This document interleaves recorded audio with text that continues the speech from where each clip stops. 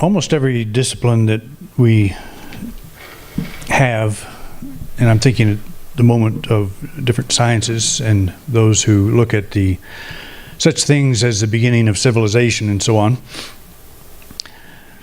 develop theories that catch on, and they use evidence to do this. That's one of the differences between religion and science. Is religion bases much of its thought on faith, on speculation, on things that can't necessarily be proven, but are taken in faith, whereas science is very evidence-driven. And for many years, science has been telling us that civilization began somewhere around 5000 BC, that before that people were hunters, gatherers, and so forth, and it's really makes a lot of sense based on the evidence that we have. But a person, geologist by the name of Robert Schoch, stepped forward and he was asked to look at the Sphinx that was dated, I think, at 2500 BC. And no one was able to prove that it was, but as a geologist, he looked at the weathering on this statue and said there's no way that there's enough time, especially considering it's located in the edge of the Sahara Desert that gets extremely, almost no rain whatsoever. You think we get a little here. The Sahara gets a lot less. But there's a great deal of erosion on the Sphinx and on the rocks around it. And so has proposed, and he did this in 1992, that the Sphinx could be quite a bit older, that it could actually predate the beginning of what we think of as civilization. And he has since pushed that date back even further to 10,000 BC, which is 12,000 years ago. And all of the Egyptologists, all of the archaeologists, people are just throwing a fit over this, because if it's true, we would have to write all of the textbooks concerning the beginning of civilization. And that'd be a pretty big job. Of course, it would create a lot of jobs, but that's probably going to happen because a new discovery was made in Turkey that it's a buried stone monolith that it's like about 20 stone hinges. It's a humongous thing, and whoever built it buried it. They buried the entire thing. It's like 20 football fields, if you can imagine. It covers the size of that, and they've only unearthed part of that, but they have absolutely dated that to 10,000 BC. No doubts whatsoever. So the thought is that with the sophistication of these carvings, these massive stones that were put in place in certain astrological positions and so forth, that wouldn't have just started even 10,000 BC, that would be the result of a prior understanding of things. In other words, civilization would have been well in place by the time these things were erected. If you want to look at any of this, which has a little bit to do with what I'm talking about today, it has to do with mindsets. But Robert Schoch, S-C-H-O-C-H, is the geologist that got this ball pretty much rolling, and he actually was responding to a few other people. But it's becoming accepted, and it is believed that the last ice age that we had ended about that time, about 10,000 BC, and that a massive rise in temperature occurred. The conservatives say in a period of about 3 years, but they say it could have happened as quickly as overnight.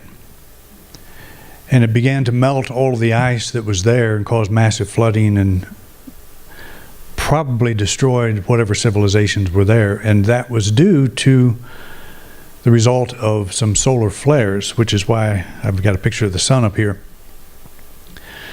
That back in that time, they know for sure that the sun began to act up in a way that caused, or at least contributed to, a major extinction at that period of time. So we start civilization after that time, way after, 5,000 years after that time.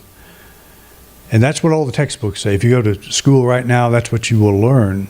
But this new evidence is coming forward that is rewriting the whole way of thought. And we get locked into ways of thinking that may or may not be true. They're true today, but as geologists will say, the next shovelful, spade overturning the next spadeful may change the whole story. And that's also true on the spiritual path, and that's where I'm going with this. That we think of certain spiritual principles.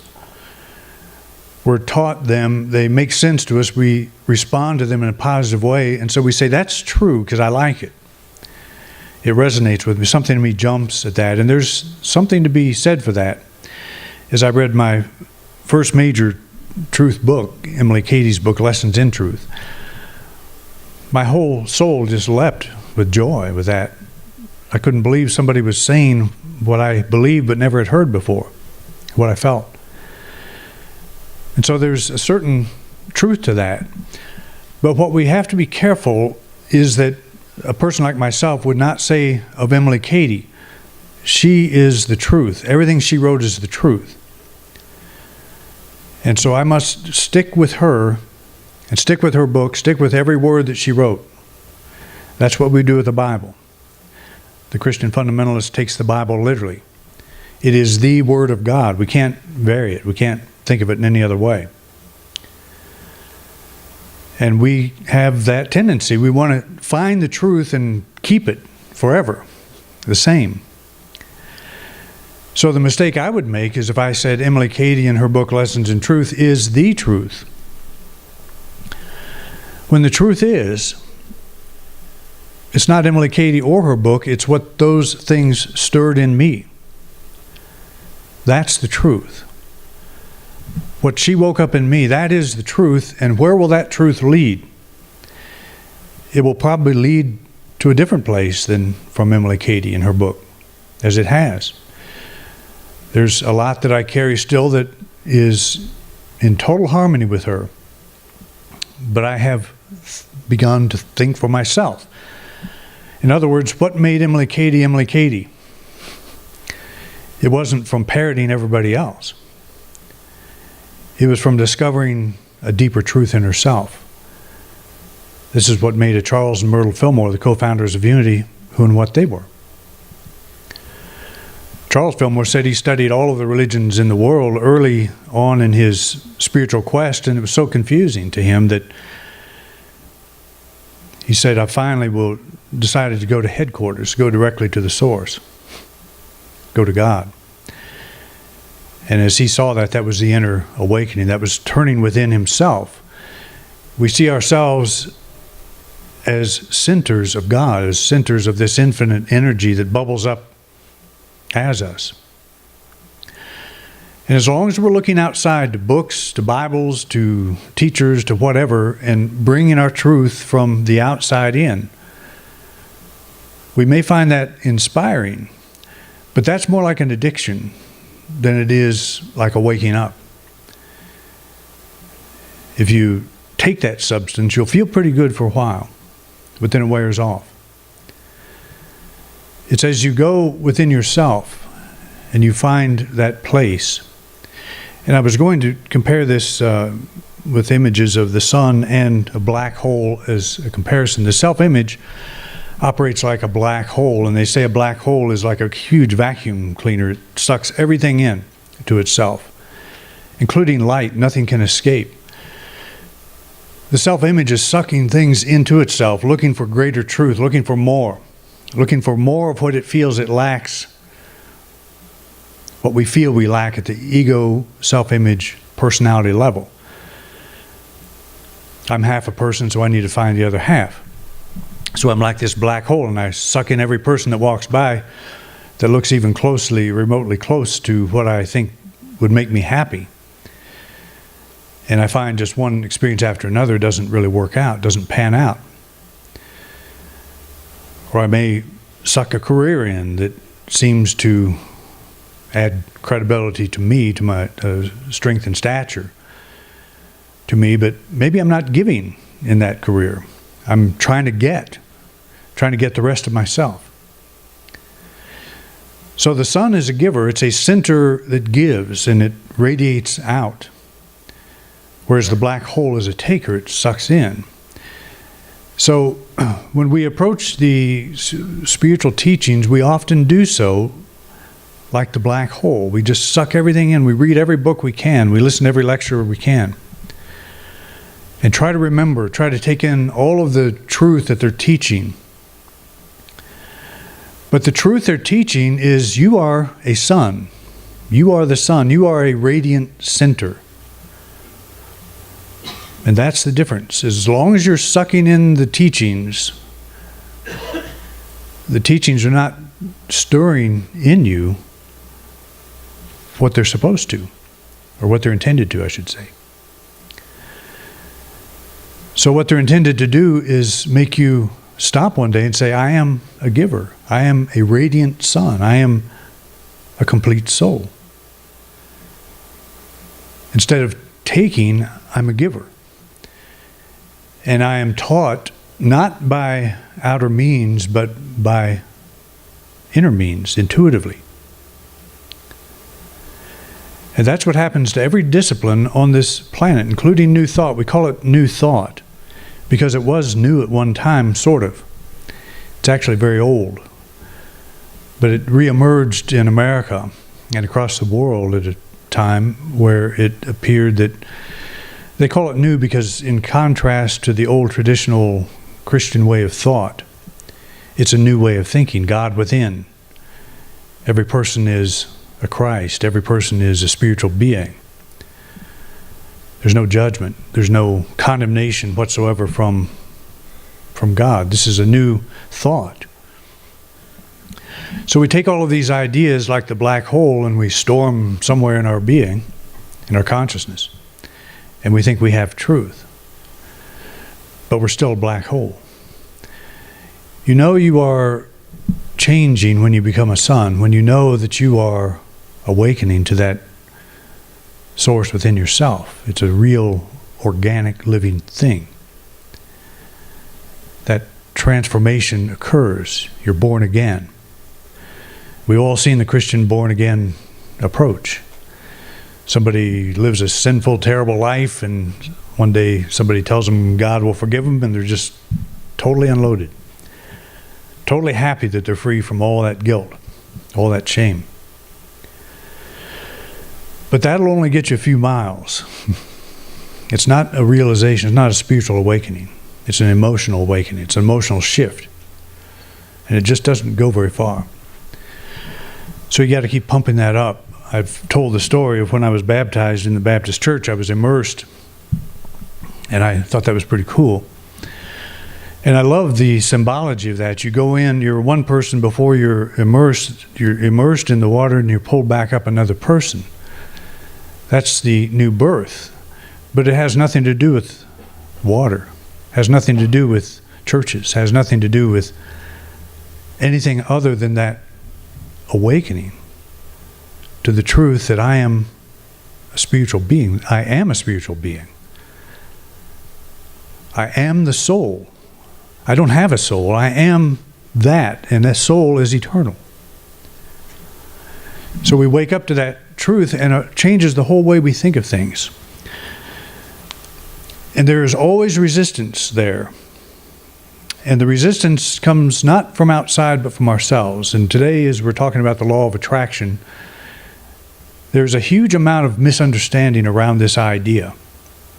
And people try to apply it in ways that work for a little while and create a little bit of excitement. But it doesn't really get you to the sun, to your sun, S-U-N, your inner spiritual awakening.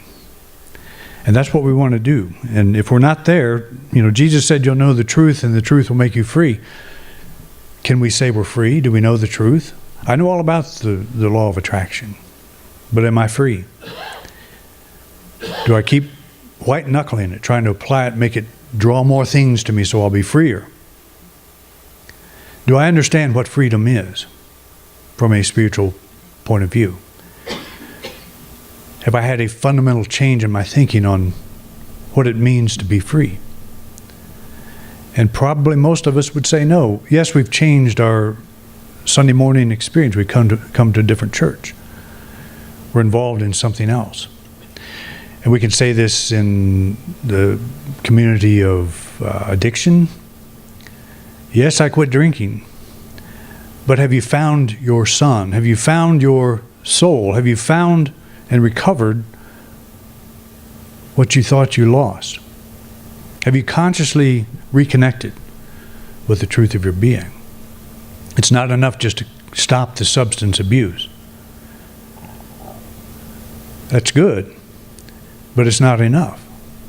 And so we step on the spiritual path, we learn all these ideas, and our head now is full of new ideas, but are we free? That's the question that we ask ourselves. And it's not something you will answer just once in your life. You ask yourself moment by moment. This morning I was just feeling all weird because I had 10,000 things to do. I get to church and our computer that we run this program with had 800 viruses on it. And so I buy into the virus thing for a little bit. But you can easily lose that, but I never lose it. I know who I am. I know what I am at a spiritual level. I could burn all the books in my house and never have to go back to that. I have it. I got it. But do I still flitter up to the surface and have all these things? Yes, I do. Do I still hope the law of attraction works just by saying a few words and having positive images in my mind? And that'd be cool. But it doesn't work that way. So let's talk about that. The law of attraction defined, and I thought it'd be interesting just to see if there is a computer definition of the law of attraction, and there is. And I like this, actually. It's the understanding that coupled with a sound plan of action, we can turn our thoughts into things and conditions. Turn our thoughts into things and conditions. Now, where the average teacher of the law of attraction falls short is they leave out the sound plan of action. The understanding that we can turn our thoughts into things and conditions. How do you do that? You create vision boards, you speak affirmations, you just keep yourself positive and visualize greater wealth and health and all the things that come in. But the sound plan of action is important, but there's something even more important that we're going to get to.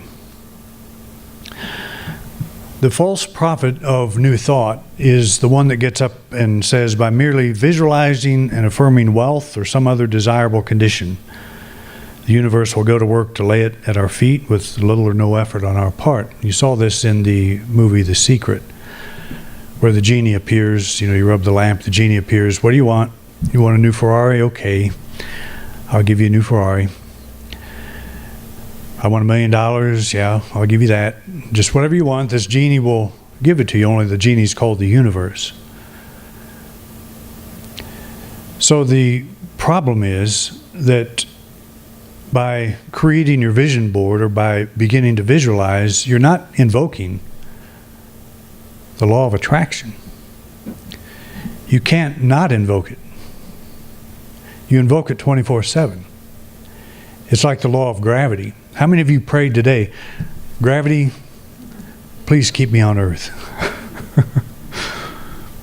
How many of you have you on earth on your vision board? You walking around without worrying about floating off. You don't have to invoke the law of gravity. Can't help it. Just like Master Eckhart said, I don't have to thank God for loving me. Can't help himself. We don't invoke the law of attraction. It's happening all the time. It's always underway. The law of attraction, like gravity, is always in play. The overall condition of our life is the result of this law in action. The law of attraction is an effect of another law, and that is the law of expression, and this is the important one. You don't invoke the law of attraction. That is, you don't start it. It's working all the time. You can't slow it down. You can't speed it up. You can't make it give you different results. I think I gave an example in my one of my books. I think it might have been the prayer book, where if you would like to hold a basketball up in daylight and see the shadow, the round circle of the shadow, you hold that up, and you do see it. But what else do you see? You see all of you. You see your whole body in that shadow. You don't separate the two. So you can think you're invoking the law of attraction, but your whole self is there. What you are telling yourself all the time is there. And it's not, that's how you're going to attract whatever it is you're attracting. It's how you see yourself. It's that whole self. It's not just the part that visualizes wealth and prosperity and health and, the things that we would like to experience. You just remember, I'm not invoking the law of attraction.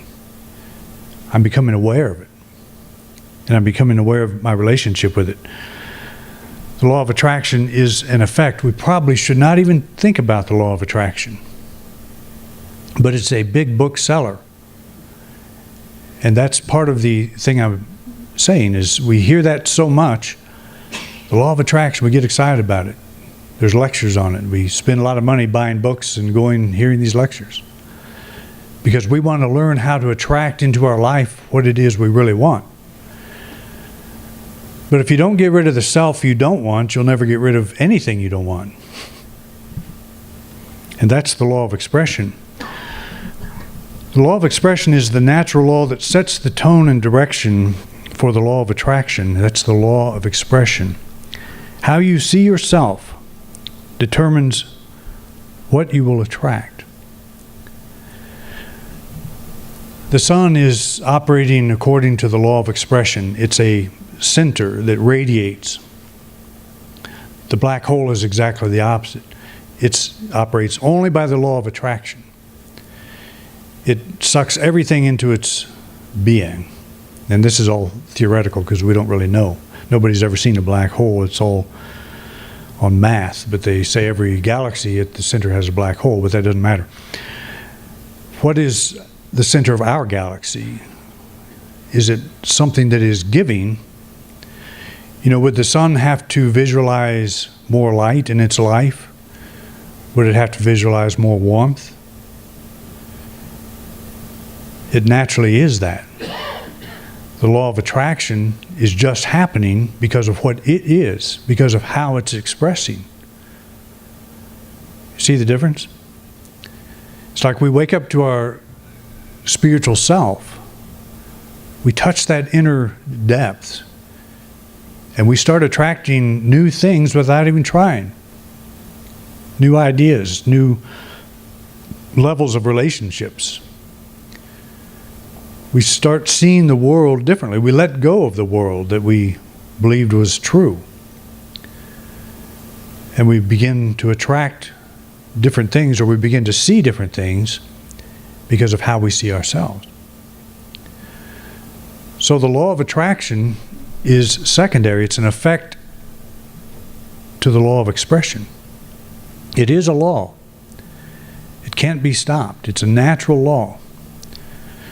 But the most important one for the person on the spiritual path to understand is the law of expression. We're moving from the understanding that we're this body-based personality, this self-image, that has a job, is married to so-and-so, lives in such and such a neighborhood, and all of this identity that we have built around that. And we need more because we're feeling a little bit scared in our life, so we're trying to get something to empower ourselves. We step upon the spiritual path, and we read something in the Bible that says, you were not given a spirit of fear. So what's that about? What kind of spirit was I given? It's one of love and one of power. So as I open myself to that spirit of love and power, I begin to naturally radiate that counterpart, and that radiation is the law of attraction. If you see yourself as a lacking, undeserving, limiting person, it doesn't matter what you visualize. It doesn't matter how many stacks of cash you have on your vision board. You're never going to achieve that because you're coming from lack. If you're using the law of attraction to try to overcome a feeling of inadequacy, you will never stop attracting inadequacy. Never. Because that is the law of expression. You're expressing what you think is true about yourself. And until that changes, trying to just surgically use the law of attraction to bring certain things into your life while you're operating from a basis of low self-esteem, you're saying, okay, but if I get this stuff, then I'll have better self-esteem. You won't. It may solve that problem, but if you have low self-esteem, it'll manifest another way. It'll attract all of the things that affirm that level of self-esteem. You can't help it. It's a natural law. We do not invoke the law of attraction. We do become aware of the law of expression. If you're trying to solve a problem out of fear and weakness, you're utilizing the law of attraction to attract fear and weakness. Things that say, see, here's why you fear and feel so powerless. It gives you reasons that support what you believe about yourself. We would be best probably just stay away from the whole law of attraction, this whole idea of the law of attraction, because you don't change it. You don't start it. You don't stop it. You understand that you are naturally attracting who you think you are. You're attracting the things that support who you think you are.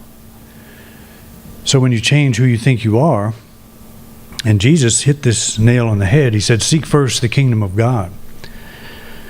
That's the law of expression, and all of these things will be added. That's the law of attraction. He's saying there's two things going on here. Seek first the kingdom of God. What is the kingdom of God? It's us. It's the soul. It's that part of us that rises out of the universal to individualize as the personal, as us. It's the Word. John speaks of the Word was in God, and the Word was God. All things are made through the Word. That's you. That's me. So we begin to touch that. Seek first this kingdom. Open ourselves to that truth of the soul, the deeper reality that we are, which we do basically through meditation, but we do also just through conscious thinking about our motive for trying to change our life. Is it out of fear, out of weakness? Am I trying to stop myself from being afraid by making more money and having more friends? Am I trying to get away from loneliness by finding that perfect soulmate? Or am I discovering in myself these things so I will become attractive to the things I desire? That's the difference. Seek first the kingdom of yourself. In some ways, I wish Jesus hadn't called it kingdom and kingdom of God and so forth, because we shoot our minds up in the air again, up in the sky about this great king of the universe. But the kingdom is this domain. It's the inner domain of the soul. And we begin to awaken to that. And we begin to naturally attract to ourselves. I never would have picked a career like ministry had I not discovered in myself that spiritual dimension. I never would have thought about it. I didn't like ministers. I didn't like churches. I had very little respect for that career. But as that sun began to shine in me, then I began to attract to me the right type of ministerial career, one I'd never even thought of. And that's how it works. I was sitting in church one day, and my future wife came up and sat by me. I stopped looking for her. She sat one seat away. And it was a hymn book that brought us together, I guess, ultimately. I gave mine to the lady next to me, and Beth stepped over and shared her hymn book. So it was love after that. Okay, where are we at here? You see what you are. It was Emerson that said, you can only see what you are. And that's a very important thought. You can only see what you are. And what he meant by that, I believe, is you can only see who you think you are. So I think I'm limited, so I need to find the other half of myself out here. I need to find more power, more tools to make myself feel powerful. And so I will attract the things that don't make me feel more powerful. They affirm my weakness. They confirm my weakness. They say, you feel pretty bad about yourself, so I'll give you a reason to keep doing that. That's the law of attraction. The law of expression changes that fundamental experience of yourself. And when that changes, when you have a true spiritual awakening, your whole world vibrates with new possibilities. You start walking down roads, meeting people that you never imagined you would. It's from the inside out. On earth, outside, as it is in heaven, in this kingdom, this inner place. So you visualize and affirm abundance all day long, but if you're doing it from a fear-based, lack-centered self-image, you will draw conditions that correspond to this self-image. Just experiment with your own self. Make your vision board and do all the stuff that you normally do, and just keep watching your circumstances, see if they change. See if that actually makes them change. You may have a manifestation here and there. And how long does that last? Does it change the way you think and feel about yourself? If you're trying to change yourself by demonstrations, you're going about it backwards. We change from the inside out. And the interesting thing about this is we don't change at all. We discover, we recover what we have consciously disconnected from, and that is the soul. Like attracts like. That's the whole idea of the law of attraction, and it's true. The more of your limitless self you express, the freer, more prosperous your conditions naturally become. And I guess that's the end of my story. I always put a little picture that comes on so I'll know I'm at the end of it. But I know now I'm at the end of it. So anyway, this is something to think about. And you might have to set aside your understanding how you perceive this law of attraction, because it's a big deal. And it's been promoted in a lot of ways that I think are actually detrimental to the demonstrations we want. If you don't find yourself, that's the whole bottom line of the spiritual message. Find yourself, and the rest will fall in place. Seek first the kingdom, and all of these other things will be added. Simple enough? Okay, thanks for coming out, and we'll see you next week.